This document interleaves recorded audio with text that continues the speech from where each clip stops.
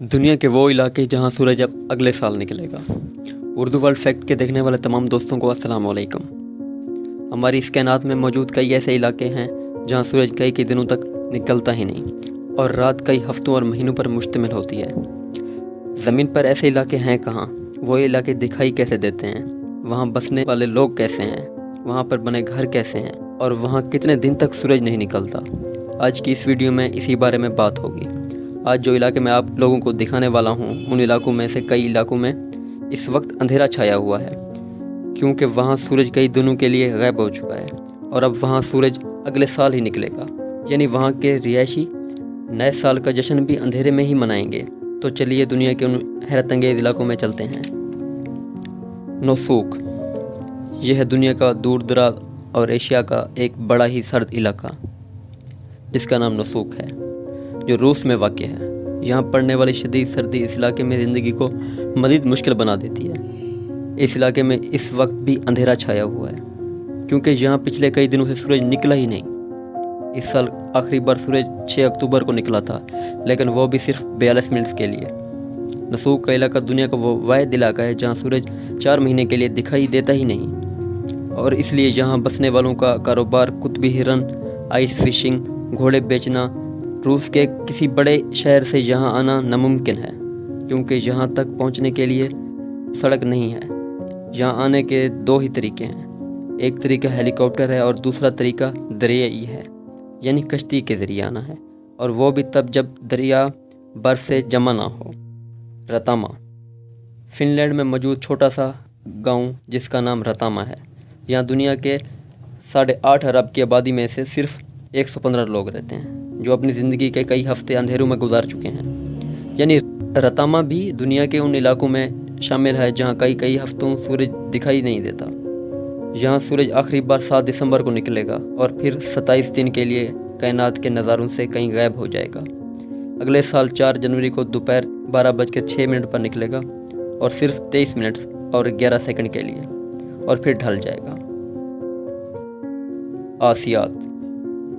आसियात Greenland का चौथा सबसे बड़ा कस्बा है।